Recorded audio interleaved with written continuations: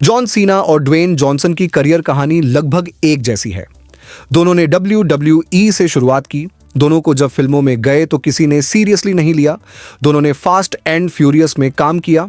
दोनों ने DC universe में एंटी हीरो का रोल निभाया और दोनों की सुपरमैन के साथ वाली सीन आखिर में डिलीट हो गई। लेकिन फर्क यह है कि जॉन सीना ने DC में बड़ा नाम बना लिया।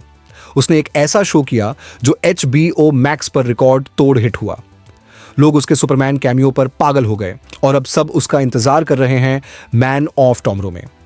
वहीं दूसरी तरफ द रॉक की मूवी बॉक्स ऑफिस पर फ्लॉप हो गई, क्रिटिक्स को पसंद नहीं आई और वो DC से बाहर कर दिया गया। अब इसके पीछे 3 बड़े कारण हैं। पहला, ईगो बहुत असर डालती है कि कोई एक्टर स्टूडियो के साथ कैसा काम करता है और उसका किरदार कैसे लिखा जाता है। द रॉक का ईगो इतना बड़ा है कि उसने अपने फास्ट 5 कॉन्ट्रैक्ट में क्लॉज डाल रखा था कि वो कभी फाइट नहीं हारेगा। इसलिए विन डीजल के साथ उसकी फाइट में दोनों बराबर लगते हैं, क्योंकि दोनों ने एक दूसरे को बराबर पंच मारे हैं, जो कि काफी अजीब है। और यही चीज ब्लैक एडम तक चली गई। सोचो, वो एक बार भी नहीं हारता।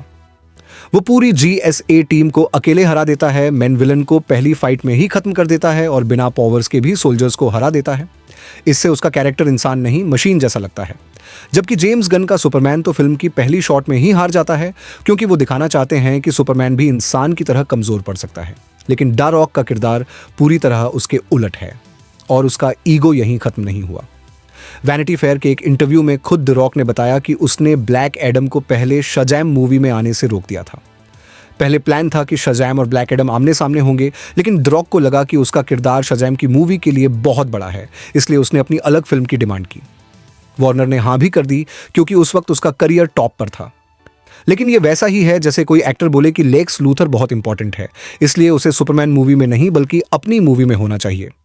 फिर 2025 में जेम्स गन ने बताया कि द रॉक ने तो पूरे DC को अपने कंट्रोल में लेने की कोशिश की थी। वो सिर्फ ब्लैक एडम बनकर नहीं रहना चाहता था, बल्कि DC का CEO भी बनना चाहता था। और इस चक्कर में उसने हेनरी कैविल को भी फंसा दिया, क्योंकि सुपरमैन वाला कैमियो जेम्स गन ने नहीं, द रॉक ने करवाया था। दूसरी तरफ जॉन सीना ने शुरुआत से ही अपनी जगह को स्वीकार किया। उसे पता था लोग उसे अभी भी एक्टर नहीं मानते, इसलिए उसने जेम्स गन को शुक्रिया कहा कि उसे पीस मेकर का रोल मिला।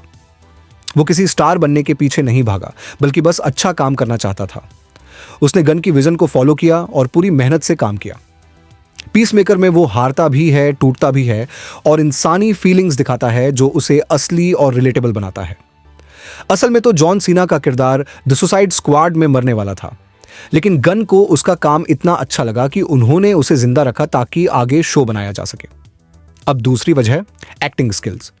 ये कोई राज नहीं कि द रॉक की एक्टिंग बहुत लिमिटेड है। वो हमेशा एक ही टाइप के रोल करता है, टफ गाय, हीरो वाला लुक और वही पुराना एक्सप्रेशन। उसकी प्रॉब्लम ये है कि हर फिल्म में वो बस खुद जैसा ही लगता है। ब्लैक एडम में भी जब उसका बेटा मरता है, जब वो याद करता है, जब वो जीतता है, हर जगह वही चेहरा। उसमें कोई इमोशन नहीं दिखता। अगर कोई और एक्टर होता तो शायद कुछ सीन्स में थोड़ा ह्यूमर या इमोशन लाता, लेकिन द रॉक को देख के बोरियत होती है। दूसरी तरफ जॉन सीना ने पीस मेकर में अपना लेवल पूरी तरह बदल दिया। उसने शो में कॉमेडी, इमोशन और एक्शन तीनों को बैलेंस किया। कुछ सीन्स में वो इतना नेचुरल फनी लगता है कि हंसी छूट जाती है और कुछ में इतना रियल इमोशनल कि आंखें नम हो जाती हैं। सबसे बेहतरीन सीन वो था जब वो पियानो बजाता है, बिना कुछ बोले उसकी बॉडी लैंग्वेज और चेहरा सब कह देता है। वो सीन दिखाता है कि वो बाहर से कितना टफ है, लेकिन अंदर से टूटा हुआ इंसान है। उसकी परफॉर्मेंस इतनी रियल लगती है कि भूल जाते हो ये वही रेसलर है जो पहले बस मसल्स दिखाता था। अब वो वाकई में एक एक्टर बन चुका है, सिर्फ मीम नहीं। अब तीसरी और सबसे बड़ी वजह, एक्सपेक्टेशन और रिजल्ट। जब लोगों की उम्मीद कम होती है और प्रोजेक्ट अच्छा निकल आता है तो लोग उसे और पसंद करते हैं, जैसे गार्डियंस ऑफ द गैलेक्सी या पीस मेकर।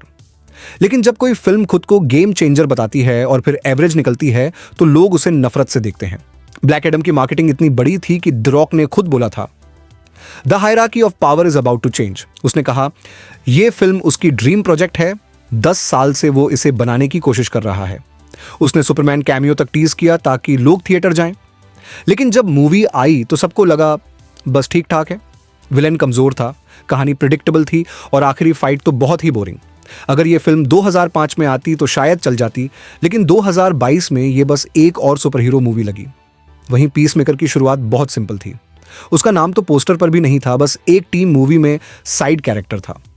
लोगों ने उसे पसंद किया क्योंकि रोल अच्छा लिखा था और जॉन सीना ने दिल से एक्ट किया था। फिर उसकी अपनी शो आई और बिना किसी ओवर हाइप के सबको पसंद आई। लोगों ने खुद कहा कि और देखना है, इसीलिए HBO ने सीजन 2 बना दिया और अब पीस मेकर गेम्स, सुपरमैन और बाकी यूनिवर्स में भी दिखता है। अगर जेम्स गन ने DC को रिवाइव नहीं किया होता तो शायद ये सब नहीं होता। आने वाली DC फिल्मों में जॉन सीना का रोल क्या होने वाला है? अपनी थॉट्स नीचे कमेंट सेक्शन में जरूर बताओ। अगर आपको पीस मेकर सीजन 2 पसंद आया हो तो वीडियो को लाइक करो और ऐसे ही मजेदार और धमाकेदार वीडियोस के लिए चैनल को सब्सक्राइब करना मत भूलना। Thanks for watching.